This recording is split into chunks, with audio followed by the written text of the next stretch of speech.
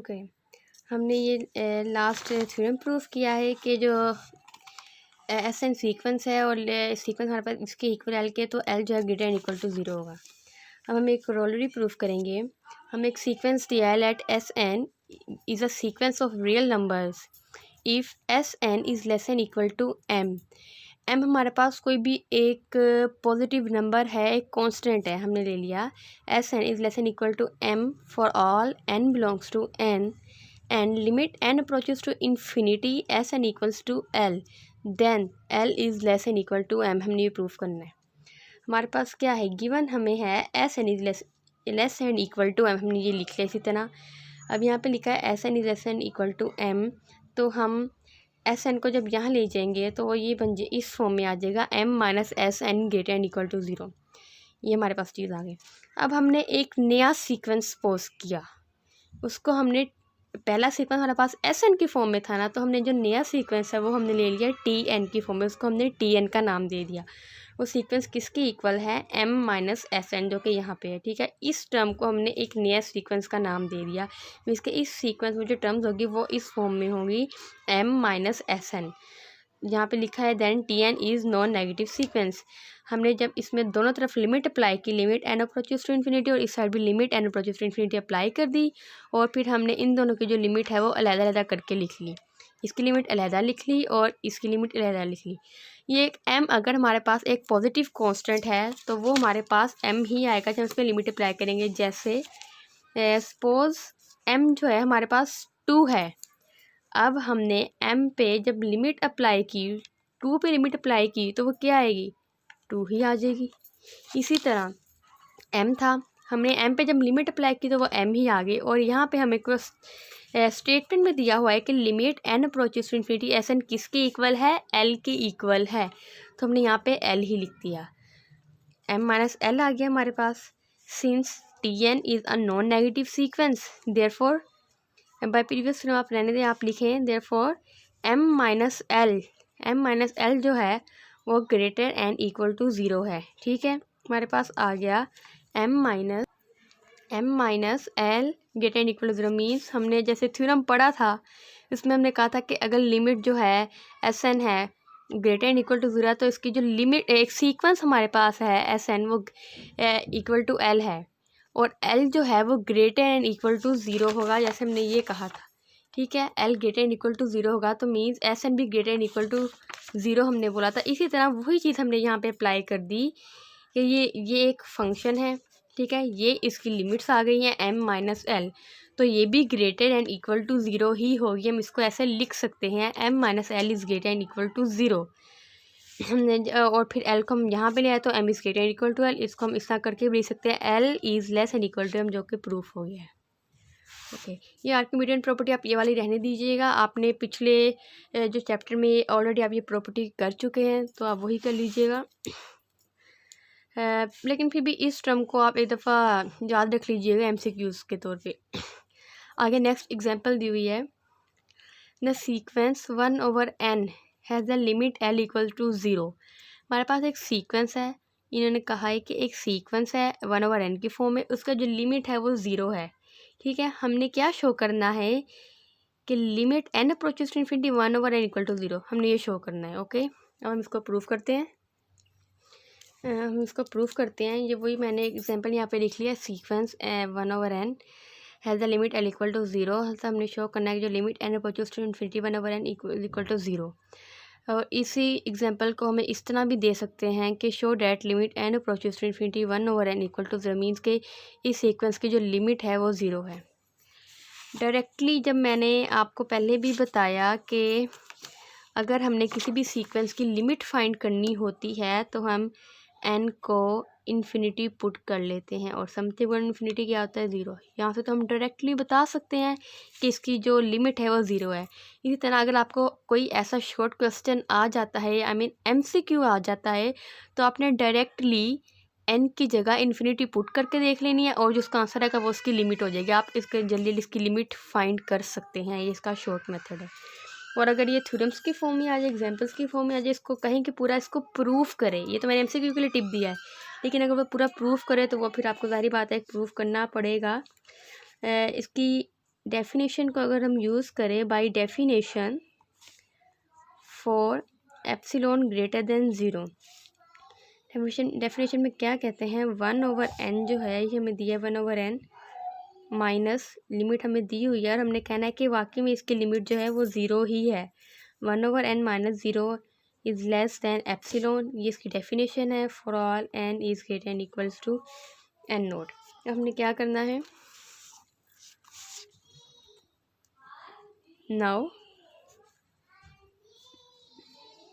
1/n minus zero, ये हमने same as it is लिख दिया जो कि इक्वल है ज़ीरो को अगर हमने इग्नोर कर दिया, equal to modulus of 1/n, और हम जिसका मॉडुलस हटाया तो 1/n आ गया जो कि less and equal to 1/n naught. इसको हम ऐसे ही लिख सकते हैं। इसको हमने कैसे लिख दिया, यहाँ पे हमें दिया हुआ है कि n is greater and equal to n note.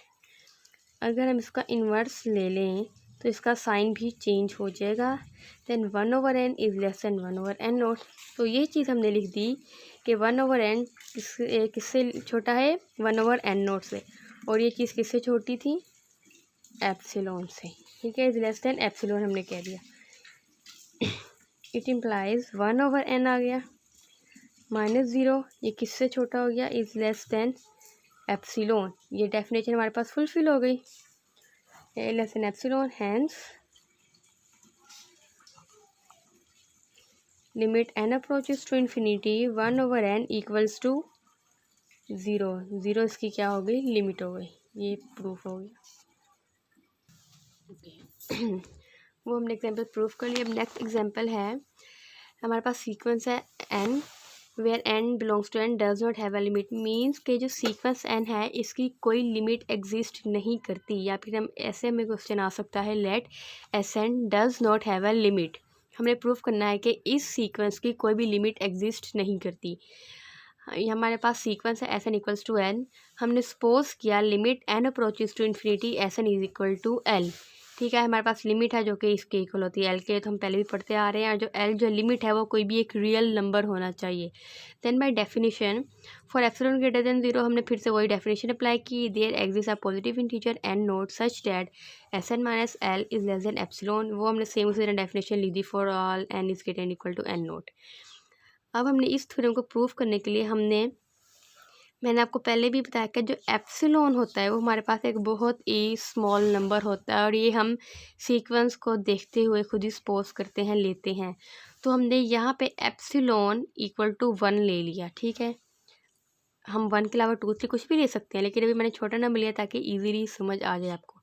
Epsilon equal to 1 लिया है, तो हमारे पास क्या आंसर आया, हमने यहाँ पे एप्सिलॉन की जगह जब 1 पुट किया तो Sn minus L modulus less than 1 आ गया। और उसी तरह जैसे हमने पीछे किया था, जब हम इसका मॉडुलस खोलेंगे तो ये प्लस माइनस हो जाएगा, मीन्स यह आ जाएगा -1 is less then Sn minus L is less then 1। और जब हमने यहाँ पे l ख़त्म किया तो l-1 is less then Sn is less then l+1, हमारे पास भी एक टर्म बन गई है। ये हमें क्या शो करती है, this shows that the values of n greater than n note always lie between l-1 and l+1 for larger values which can not happen, means कि ये हमें शो करती है कि हमारे पास सीक्वेंस की जो वैल्यूज़ होंगी वो इस लिमिट के, इस रेंज के अंदर अंदर होगी, l-1 और l+1। देखिए हमारे पास ये ऐसी टर्म आई है, l-1 is less then Sn is less then l+1।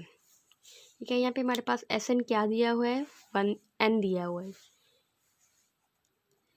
मैंने आपको पहले ही बताया कि हमें जो लिमिट फाइंड करनी होती है, हमने क्या करना होता है कि n अप्रोचेस टू इन्फिनिटी कर देना होता है। ऐसे limit n approaches to infinity n equals to, ये क्या है, लिमिट अभी हमने फाइंड नहीं की। जब हमने n अप्रोचेस टू इन्फिनिटी किया, मीन्स के n की जगह इन्फिनिटी आ गया। और हमने ये भी कहा था कि जो हमारे पास लिमिट होती है वो एक रियल नंबर होनी चाहिए, मीन्स के यहाँ पे हमारे पास जो लिमिट आई है वो एक इन्फिनिटी आई है, इनफाइनाइट टर्म आई है, और ये तो रियल नंबर नहीं है। इसलिए हम रियल इन्फिनिटी में कुछ माइनस भी नहीं कर सकते और कुछ प्लस भी नहीं कर सकते। ठीक है, ये तो कोई सेंस ही नहीं बनती। इसीलिए हमने यहाँ पे कह दिया which can not be happen, ऐसा तो पॉसिबल ही नहीं है, इसकी तो लिमिट एग्जिस्ट ही नहीं करती जो कि इनफाइनाइट है, तो हमने कह दिया hence and does not have a limit. ये हो गया। आगे आ जाता है convergence of a sequence. A sequence of real number is said to converge to a limit as n approaches to infinity। इसकी जो डेफिनेशन है वो सेम उसी तरह लिमिट पॉइंट की तरह ही है, लिमिट ऑफ अ सीक्वेंस की तरह ही है इसकी डेफिनेशन। इसमें बस ये है कि मैंने यहाँ पे s ले लिया है इसका सीक्वेंस। हम यहाँ पे ज़रूरी नहीं कि s ही लें, हम यहाँ जैसे यहाँ पे s ले लिया है, हम यहाँ पे l भी ले सकते हैं, कोई भी नंबर ले सकते हैं। बस उस डेफिनेशन को थोड़ा चेंज करने के लिए हमने यहाँ पे s ले लिया, लेकिन हम आगे l भी पुट कर सकते हैं। Sequence of real numbers is said to converge to limit s as n approaches to infinity if for every positive real number epsilon greater than 0 however small, मतलब कहा था कि एप्सिलॉन कोई भी एक स्मॉल नंबर होगा, there exists a positive integer n naught depending upon epsilon as such that s minus s is less than epsilon for all n greater than equal to n naught। यहाँ पे लिखा है कि n note की जो value होगी ना वो एप्सिलॉन पे डिपेंड करेगी। ये बात आपने याद रखनी है कि n नोट की जो वैल्यू है वो एप्सिलॉन पे डिपेंड करेगी। ये कन्वर्जेंस ऑफ अ सीक्वेंस की डेफिनेशन आगे, इसको हम उसी तरह ही लिखेंगे, S N minus S is less than epsilon. यहाँ पे इसको अगर हम इस डेफिनेशन को लिखें, यहाँ पे कहा है S N minus S is less than epsilon. इसका मतलब है अगर यहाँ पे हम एल भी लिख सकते हैं, ठीक है, less than epsilon, limit N approaches to infinity S N equals to L, means कि हमारे पास जो सीक्वेंस होगा एल उसका लिमिट पॉइंट है, उसका एक लिमिट उसकी ज़रूर एग्जिस्ट करनी चाहिए, उसका कोई ना कोई लिमिट पॉइंट ज़रूर होना चाहिए, ठीक है। अगर किसी सीक्वेंस का लिमिट पॉइंट एग्जिस्ट करेगा तो ही हम कहेंगे कि वो जो सीक्वेंस है वो उस पॉइंट को कन्वर्ज कर रहा है, उस सीक्वेंस को हम कहेंगे convergence of a sequence. Her sequence का लिमिट पॉइंट होना चाहिए, इसकी लिमिट एग्जिस्ट करनी चाहिए, फिर हम कहेंगे वो सीक्वेंस उस पॉइंट को कन्वर्ज कर रहा है। ये हो गई कन्वर्जेंस ऑफ द सीक्वेंस। इसी तरह इसमें हमें एक थ्योरम दिया हुआ है, a convergent sequence of real numbers has one and only one limit. ये बहुत ही इम्पोर्टेंट थ्योरम है। इसको हम ऐसे भी कह सकते हैं, limit of the sequence is unique, mean कि एक जो सीक्वेंस है उसकी जो लिमिट होती है सिर्फ एक लिमिट होती है, एक से ज़्यादा लिमिट नहीं होती। हमने यही चीज़ प्रूफ करनी है। यहाँ पे सपोज हमने किया है, ये इसका प्रूफ है। अगर आप अपने नोट्स देख के इसमें लिखा होगा suppose sequence S N converges to to limits, हमने फिर से कंट्रेरी सपोज किया। इन्होंने हमें बोला था कि हर सीक्वेंस की जो लिमिट होती है वो सिर्फ एक लिमिट होती है, यूनिक होती है, इसलिए हमने कंट्रेरी सपोज किया कि इसकी जो लिमिट है सीक्वेंस की वो एक नहीं दो लिमिट्स है, ठीक है। हमने कह दिया suppose S N converges to to limits L and M, और L is not equal to, हम दोनों डिफरेंट डिफरेंट लिमिट्स है, एक दूसरे के बराबर नहीं है, ओके। और हमने फिर एप्सिलॉन ले लिया, एक small number, means L minus M over two, इनका मॉडल ग्रेटर देन 0 हमने एप्सिलॉन सपोज कर लिया है। Then there exist two positive integers n1 and n2, वही सेम हमने उसकी डेफिनेशन की, पहले l के लिए लहदा अप्लाई की और m के लिए लहदा। Sn minus L is less than epsilon for all n is greater and equal to n1 and Sn minus m is less than epsilon for all n is greater and equal to n2। दो limits ली थी इसलिए हमने दोनों पे लहदा ये definition apply कर दी। फिर हमारे पास आ गया Sn minus L is less than epsilon and Sn minus M is N epsilon hold simultaneously, means अगर हम दोनों को इकट्ठा करें तो हमारे पास एक नई टर्म आएगी n जो कि ग्रेटर है maximum of n1 and n2, means कि n1 और n2 से जो बड़ा होगा हमने वो लेना है। यहाँ पे हमारे पास दो नंबर्स आ गए हैं ना, n1 और एक n2, तो यहाँ पे हमने इन दोनों का मैक्सिमम लेना है, n1 और n2 से जो भी बड़ा होगा n उससे बड़ा होगा, ये हमने कह दिया। तो इसी तरह हमने यहाँ पे बोल दिया l माइनस एम, हमने ये दो लिमिट्स थी l और m, हमने यहाँ पे कर दिया l minus M equals to l minus S N plus S N. हमने एक दफ़ा एस एन माइनस कर दिया और एक दफ़ा एस एन प्लस कर दिया और ये माइनस एम इसी तरह आ गया। हमने इन दोनों का मॉडुलस अलहदा कर दिया। अब इनका मॉडुलस हम अलहदा करेंगे तो ये इक्वल टू किस में कन्वर्ट हो जाएगा, लेस एन इक्वल टू। इनका हमने दोनों का मॉडुलस अलहदा कर दिया और यहाँ पे हमने लिख दिया एस एन माइनस एल, क्योंकि ये मॉडुलस में जो भी नेगेटिव टर्म होती है वो हमेशा हमारे पास पॉजिटिव हो जाती है। जैसे यहाँ पे लिखा है minus X equal to M, तो यहाँ पे एल था, अगर हमने यहाँ पे माइनस कॉमन ले लिया मीन्स कि वो आ गया था एस एन माइनस एल, इस तरह ये टर्म आ गई थी। और फिर माइनस था तो वो पॉजिटिव में कन्वर्ट हो गया, इसे हम इसको लिख सकते हैं S N minus L plus S N minus M. ये एस एन इक्वल टू का तो अब ये इक्वल टू आ गया। ठीक है, अब एस एन माइनस एल क्या था, लेस एन एप्सिलॉन, यहाँ पे भी एप्सिलॉन लिख दिया। एस एन माइनस एम ये क्या था, ये भी लेस एन एप्सिलॉन था, हमने यहाँ पे भी इसकी जगह एप्सिलॉन लिख दिया। इन दोनों को जब ऐड किया वो हो गया 2 एप्सिलॉन। अब यहाँ पे हमने एप्सिलॉन की वैल्यू क्या सपोज की थी, 1/2 modulus of L minus M.